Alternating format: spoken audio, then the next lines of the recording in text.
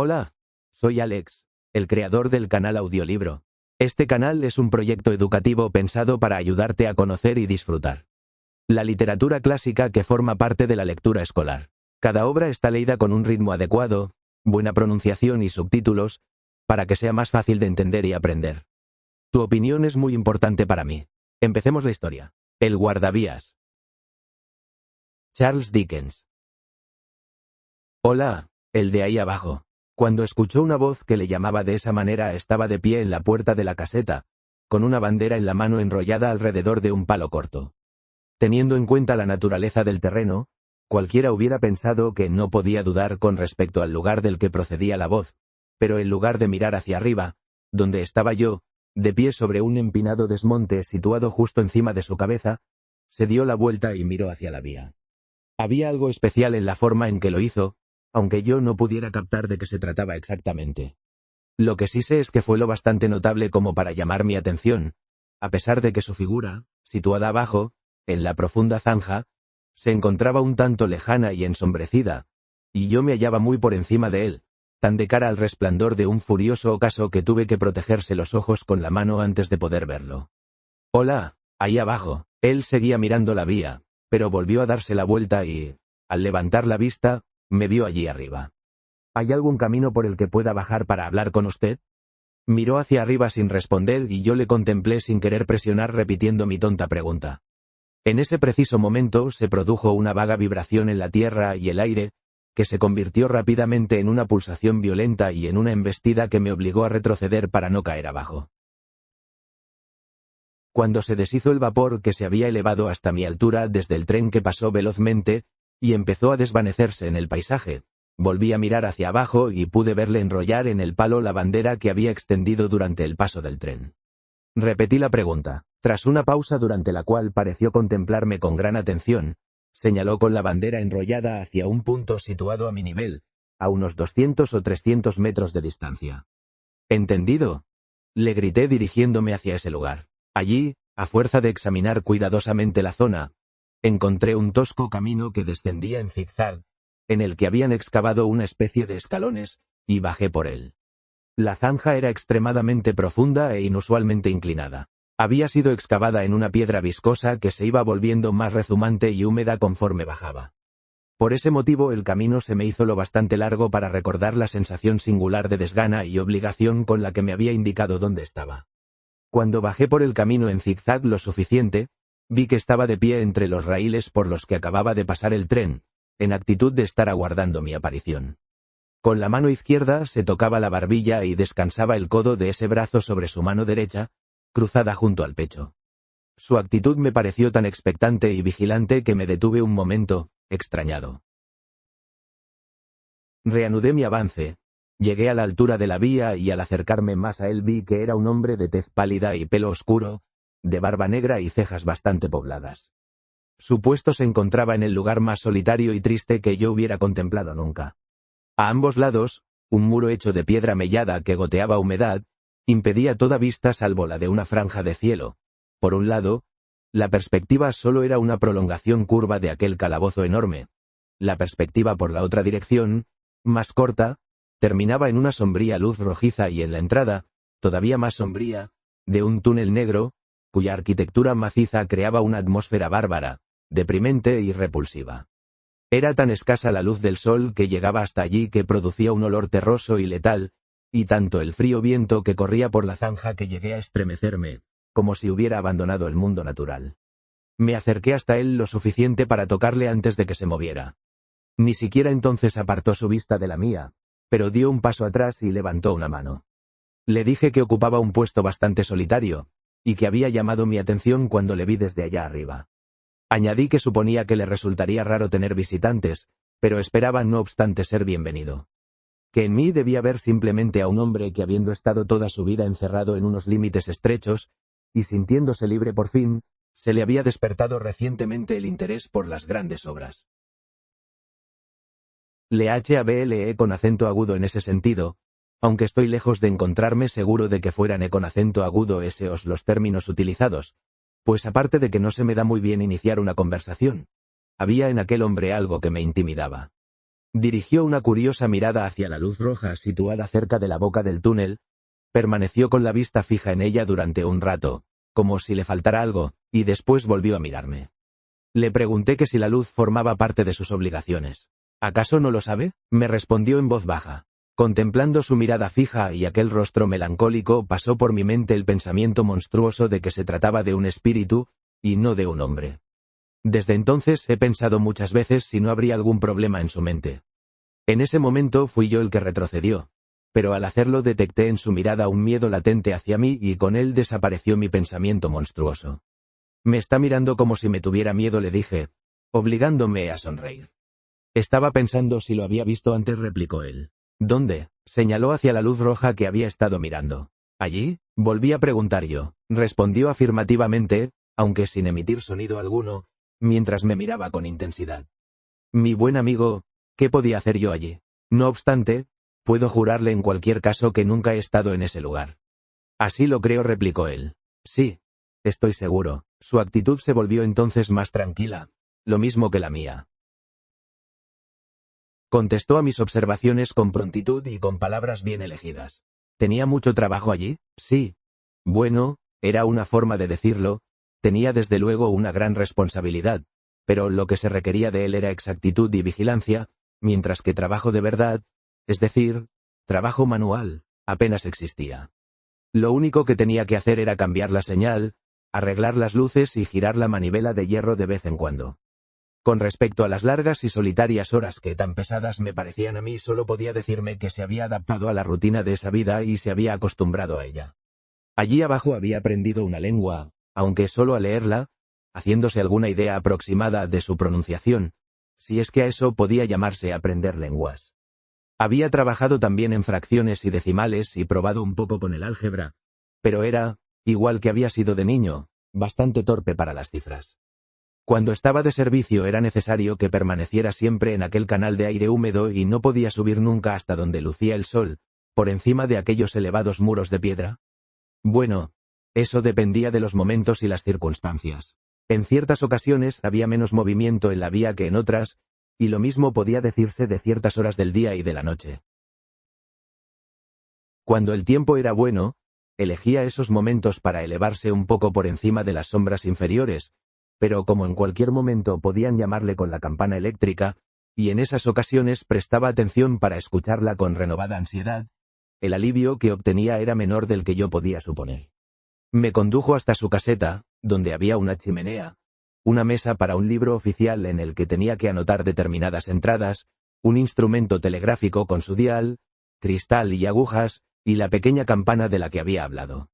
Al confiarle yo, rogándole que me excusara el comentario, que me había parecido muy bien educado, y quizás, y esperaba decirlo sin ofenderle, educado por encima de su posición, observó que no era raro encontrar ejemplos de ligeras incongruencias en ese aspecto dentro de los grandes grupos humanos, que había oído que así sucedía en los talleres, en las fuerzas de policía, e incluso en el último recurso de los desesperados, el ejército, y que sabía que también sucedía así, en mayor o menor medida, en cualquier importante estación de ferrocarril. De joven había sido estudiante de filosofía natural y había asistido a conferencias, si podía yo creerle al verlo sentado en aquella cabaña, pues él apenas podía, pero se había desencadenado, había utilizado mal sus oportunidades, y había caído para no volverse a levantar de nuevo. No tenía queja alguna al respecto. Él mismo había hecho la cama sobre la que se había acostado, y era ya demasiado tarde para hacer otra. Todo lo que acabo de condensar lo explicó de una manera tranquila, repartiendo por igual entre el fuego y mi persona unas miradas oscuras y graves. De vez en cuando dejaba caer la palabra, señor, y especialmente cuando se refería a su juventud, como si me pidiera que entendiera que él no reivindicaba ser otra cosa que el hombre al que encontré en aquella cabaña. En varias ocasiones le interrumpió la campanilla y tuvo que leer mensajes y enviar respuestas. En una ocasión tuvo que salir para mostrar una bandera a un tren que pasaba y comunicar algo verbalmente al maquinista. Observé que en el cumplimiento de sus deberes era especialmente exacto y vigilante, interrumpiendo su discurso en una sílaba si era preciso y manteniendo silencio hasta que hubiera cumplido su deber. En resumen, habría considerado que era el hombre que con mayor seguridad podía ejercitar ese cargo de no ser por la circunstancia de que en 2 ocasiones mientras me estaba hablando, perdió el color, volvió el rostro hacia la campanilla cuando ésta no había sonado, abrió la puerta de la cabaña, que estaba cerrada para que no penetrara la insalubre humedad, y miró hacia la luz roja cercana a la boca del túnel. En ambas ocasiones regresó con la actitud inexplicable que ya había observado yo, sin ser capaz de definirla, cuando nos vimos por primera vez desde lejos. Casi me hace pensar que he encontrado a un hombre feliz, le dije cuando me levantaba para despedirme. Me temo que he de reconocer que se lo dije para impulsarlo a que siguiera hablando. Creo que solía serlo, replicó con la voz baja con la que me habló por primera vez. Pero me siento atribulado, señor, me siento atribulado. Habría borrado esas palabras de haber podido hacerlo. Pero ya estaban dichas y me referí a ellas inmediatamente. ¿Por qué? ¿Cuál es su problema? Es muy difícil de explicar, señor. Es verdaderamente difícil hablar de ello. Pero si vuelve a visitarme, intentaré contárselo. Me comprometo expresamente a visitarlo de nuevo. ¿Cuándo podré hacerlo? Salgo de servicio por la mañana y volveré a entrar mañana por la noche a las 10, señor. Vendré entonces a las 11. Me dio las gracias y salió de la cabaña conmigo. Le iluminaré con mi linterna, señor, hasta que haya encontrado el camino de ascenso, me dijo con su peculiar voz baja. Pero cuando lo haya encontrado, no grite para decírmelo. Y cuando esté ya arriba, no me llame. Aquella actitud me pareció bastante fría, pero me limité a responderle un, de acuerdo. Y cuando venga mañana por la noche, no me llame. Permítame una pregunta antes de partir. ¿Por qué esta noche gritó, hola, ahí abajo? ¿Quién sabe?, respondí yo. Debí gritar algo parecido. No algo parecido, señor. Exactamente esas mismas palabras. Las conozco muy bien. Admito que fueran esas mismas palabras. Sin duda las dije porque le vi a usted aquí abajo. ¿Por ningún otro motivo? ¿Qué otra razón podría haber tenido? ¿No tuvo la sensación de que le eran transmitidas de una manera sobrenatural? En absoluto. Me deseó buenas noches y mantuvo en alto su linterna. Caminé junto a la vía del ferrocarril, con la sensación muy desagradable de que venía un tren a mis espaldas, hasta que encontré el camino. La subida fue más fácil que la bajada, y llegué a mi posada sin mayores aventuras. Puntual a mi cita, cuando unos relojes distantes daban las 11 de la noche siguiente, puse el pie en el primer escalón de la bajada en zigzag. Él me aguardaba abajo con la linterna blanca encendida. No he llamado, le dije en cuanto estuvimos juntos. ¿Puedo hablar ahora? Por supuesto que sí, señor. Buenas noches, y aquí está mi mano. Buenas noches, señor, y aquí está la mía. Tras esa introducción caminamos uno junto a otro hasta su caseta, entramos, cerramos la puerta y nos sentamos junto al fuego. Señor, he decidido que no tenga que preguntar 2 veces qué es lo que me preocupa, dijo nada más sentarse, inclinándose hacia adelante y hablándome en un tono que apenas era más elevado que un susurro. Ayer por la noche le confundí con otro. Eso es lo que me conturba. ¿Ese error? No, ese otro. ¿De quién se trata? No lo sé. ¿Se parece a mí? Tampoco sé eso. Nunca le vi el rostro. Se cubre la cara con el brazo izquierdo y mueve el derecho. Lo agita violentamente, así. Seguí sus movimientos con atención y me pareció la gesticulación de un brazo con el máximo de pasión y vehemencia, queriendo expresar este significado. En nombre de Dios, despeje el camino. Una noche estaba sentado aquí, bajo la luz. ¿Se metió en el túnel? Pregunté. No, fui yo el que entró corriendo en el túnel, hasta casi 500 metros. Me detuve, levanté la lámpara por encima de la cabeza, pero solo vi las cifras que indican la distancia y las manchas de humedad que se deslizaban por las. En cuanto a lo del grito imaginario, seguí diciéndole: escuche por un momento el viento en este valle artificial mientras hablamos en voz tan baja, y el sonido que provocan los cables del telégrafo. Me contestó que todo aquello estaba muy bien, después de que hubiéramos estado sentados un tiempo en silencio y escuchando, pero que él debía saber algo sobre el viento y los cables, pues con frecuencia había pasado allí largas noches de invierno a solas y vigilante. Añadió que me rogaba que tuviera en cuenta que no había terminado su historia. Le pedí excusas y lentamente, tocándome el brazo, añadió estas palabras: 6 horas después de la aparición sucedió el conocido accidente de esta vía, y 10 horas más tarde sacaban los muertos y los heridos a través del túnel por el lugar en donde había estado la figura. Me recorrió un desagradable estremecimiento, pero hice los mayores esfuerzos para sobreponerse. Repliqué que no podía negar que se trataba de una coincidencia notable, bien calculada para impresionarme, pero era incuestionable que continuamente se producen notables coincidencias y que deben tenerse en cuenta al tratar temas semejantes. Aunque debí admitir a buen seguro, añadí, pues creí ver que iba a oponerme esa objeción, que los hombres con sentido común no tienen en cuenta esas coincidencias al analizar de manera ordinaria la vida. De nuevo me hizo cortésmente la observación de que no había terminado. Por segunda vez le supliqué que me perdonara por la interrupción. Esto sucedió hace exactamente un año, dijo poniendo de nuevo la mano en mi brazo, y mirando por encima de su hombro con ojos huecos. Pasaron 6 o 7 meses, y ya me había recuperado de la sorpresa y el shock cuando una mañana, al despuntar el día, me encontraba de pie en la puerta mirando hacia la luz roja y vi de nuevo al espectro. Se detuvo ahí y permaneció mirándome fijamente. ¿Gritó algo? No. Guardaba silencio. ¿Movía el brazo? No. Estaba apoyado sobre el haz de luz, con las 2 manos ante el rostro, puestas así. Seguí sus movimientos con la mirada y vi una acción de dolor. Ya había visto esa actitud en las esculturas que hay sobre las tumbas. ¿Subió hasta allí? Entré y me senté, en parte para pensar en ello, pero también en parte porque me sentía débil. Cuando volví a salir, la luz del día lo iluminaba todo y el fantasma había desaparecido. ¿Y no pasó nada? ¿La aparición no tuvo consecuencias? Me tocó el brazo con el dedo índice 2 o 3 veces asintiendo fúnebremente cada vez. Aquel mismo día, cuando un tren salía del túnel me di cuenta al mirar hacia una ventanilla que en el interior había una confusión de manos y cabezas y que algo se movía. Lo vi durante el tiempo necesario para pedir al maquinista que se detuviera.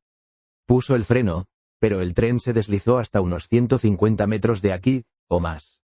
Corrí hasta allí y al llegar escuché terribles gritos y lamentos. Una mujer joven y hermosa había muerto instantáneamente en uno de los compartimentos y la trajeron hasta aquí, colocándola en este suelo que hay ahora entre nosotros. Involuntariamente, eché con acento agudo hacia atrás mi silla y miré las tablas que él me señalaba.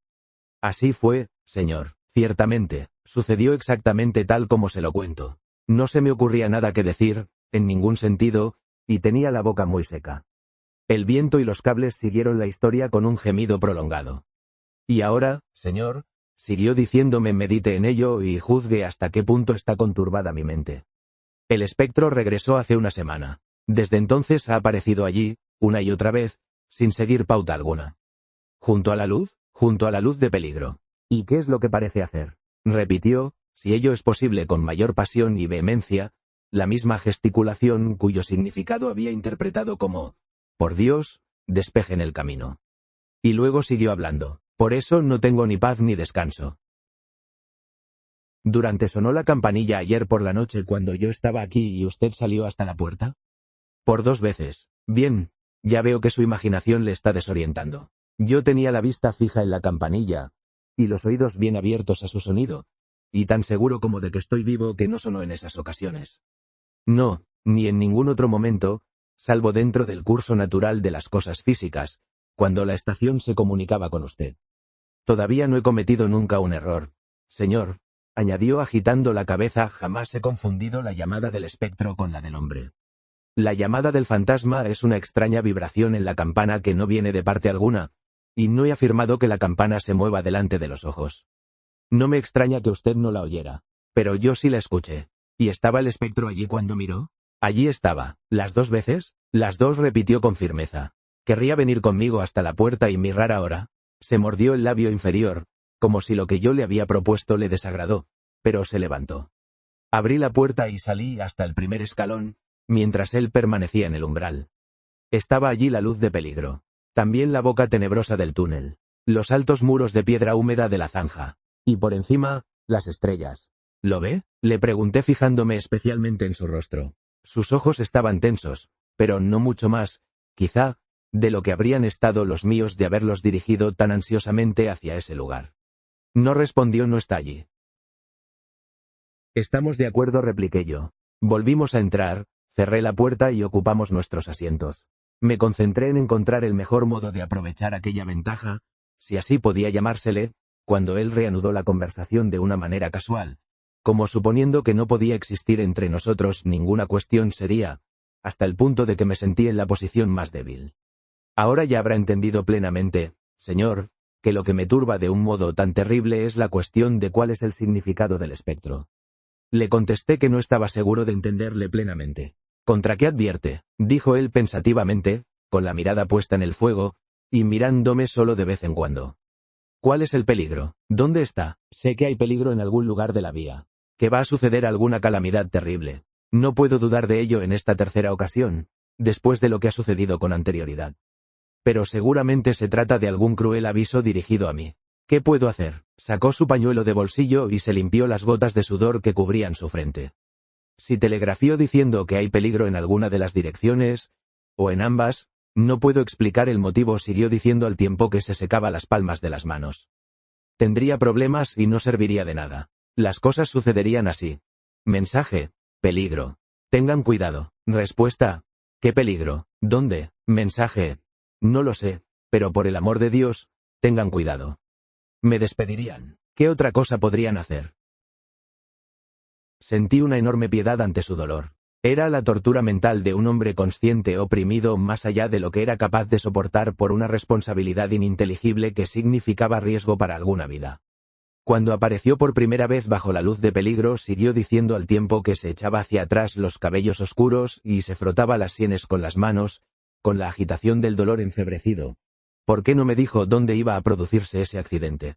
Si iba a producirse. ¿Por qué no me dijo cómo podía evitarse? Si es que podía evitarse. Cuando en la segunda ocasión ocultó el rostro, ¿por qué en lugar de hacer eso no me dijo que ella iba a morir y que les dejáramos llevarla a casa? Si en aquellas dos ocasiones solo vino para mostrarme que sus advertencias eran ciertas, y prepararse así para la tercera, ¿por qué no me advierte ahora claramente? Que el Señor me ayude. Solo soy un pobre guardavías en este puesto solitario. ¿Por qué no advierte a alguien que pueda ser creído y tenga capacidad de actuar? Cuando le vi en aquel estado entendí que por su propio bien, y por la seguridad pública, estaba obligado por el momento a tranquilizarla.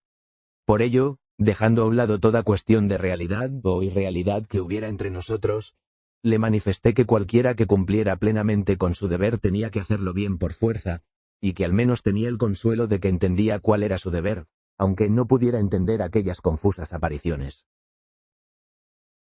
En este sentido, tuve más éxito que en el intento de razonar con él para que abandonara sus convicciones. Se tranquilizó. Las ocupaciones de su cargo empezaron a exigir más su atención conforme avanzaba la noche, y lo abandoné a las 2 de la mañana. Me había ofrecido a permanecer con él la noche entera, pero no quiso ni oír hablar de ello. No veo razón alguna para ocultar que en más de una ocasión me volví para mirar la luz roja mientras subía las escaleras, que no me gustaba esa luz roja, y que habría dormido muy mal de haber tenido mi cama debajo de ella. Tampoco me gustaban las dos secuencias del accidente y de la joven muerta. No veo razón tampoco para ocultar ese hecho. Pero lo que más ocupaba mi pensamiento era la consideración de cómo debería actuar una vez que había recibido tales revelaciones. Tenía pruebas de que aquel hombre era inteligente, vigilante, laborioso y exacto, pero ¿cuánto tiempo seguiría siéndolo en aquel estado mental? Aunque su posición fuera subordinada, seguía confiando una importantísima responsabilidad, y me gustaría a mí, por ejemplo, que mi vida estuviera sometida a la posibilidad de que siguiera cumpliendo su deber con precisión. Incapaz de superar la sensación de que habría algo de traición si comunicaba a sus superiores de la compañía ferroviaria lo que el guardavías me había dicho, sin habérselo aclarado a él primero, proponiéndole otra salida, finalmente decidí ofrecerme a acompañarle, guardando el secreto por el momento, al médico que supiéramos de mejor reputación que ejercía en aquella zona para conocer su opinión. A la noche siguiente iba a terminar su guardia, tal como me había dicho, y estaría libre 1 o 2 horas después del amanecer, teniendo que reanudarla poco después del ocaso. Decidí por ello regresar en ese momento. A la noche siguiente el tiempo era muy bueno y salí a pasear temprano para disfrutarlo. El sol no estaba todavía demasiado bajo cuando crucé el campo cercano a la parte superior de la profunda zanja. Decidí ampliar el paseo durante 1 hora, media hora en una dirección y otra media de regreso, para llegar a tiempo a la caseta del guardavías. Antes de proseguir el paseo, me apoyé en el borde y miré mecánicamente hacia abajo, situado en el mismo lugar desde el que lo había visto por primera vez. No puedo describir la conmoción que sentí cuando vi que cerca de la boca del túnel aparecía un hombre que se tapaba los ojos con la manga izquierda y agitaba vehementemente el brazo derecho. El horror inexpresable que me oprimió pasó en un momento, pues enseguida vi que se trataba realmente de un hombre y que a su alrededor había un pequeño grupo de personas, a escasa distancia, a las que el primero estaba haciendo aquel gesto. Todavía no se había encendido la luz de peligro. Junto al palo que la sujetaba había una cabaña pequeña y baja, que no había visto antes, hecha con soportes de madera y lienzo encerado. No era más grande que una cama. Con una sensación irresistible de que algo iba mal, acosándome y reprochándome por un momento que había cometido una acción fatal al dejar solo allí a aquel hombre, sin enviar a nadie que vigilara o corrigiera lo que él hacía, bajé por la escalera a toda la velocidad de la que fui capaz. ¿Qué sucede?, pregunté a los hombres. El guardavías murió esta mañana, señor. ¿No será el hombre que vivía en esa caseta? Así es, señor, pero ¿no el hombre al que yo conozco? Podrá reconocerlo si lo ha visto antes, señor, dijo el hombre que hablaba en nombre de los demás, quitándose con solemnidad el sombrero y levantando un extremo del lienzo pues su rostro está entero.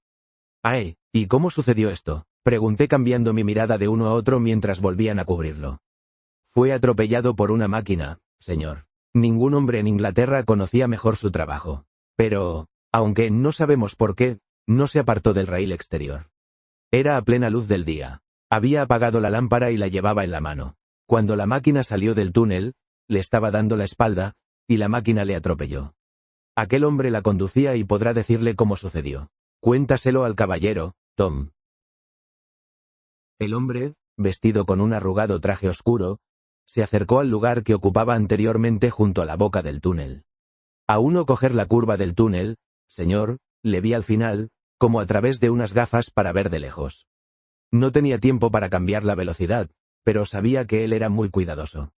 Como no parecía prestar atención al silbato, dejé de pitar cuando nos abalanzamos sobre él y grité tan fuerte como pude.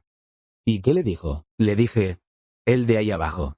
Cuidado, por Dios, despeje el camino. Me sobresalté. ¡Ay! Fue un momento terrible, señor. No dejé de gritarle. Me llevé el brazo ante los ojos para no verlo y agité el otro hasta el final, pero no sirvió de nada. Sin prolongar la narración en ninguna de sus curiosas circunstancias más que en otra, antes de terminar debo sin embargo señalar la coincidencia de que la advertencia del conductor de la máquina no solo incluía las palabras que el desafortunado guardavías me había repetido que le acosaban, sino también las palabras que yo mismo, no solo él, había asociado, y eso en mi propia mente, a los gestos que el guardavías había imitado. Fin de la historia. Si te gustó, dale like, suscríbete y cuéntanos en los comentarios qué parte fue tu favorita. Nos vemos en la próxima aventura.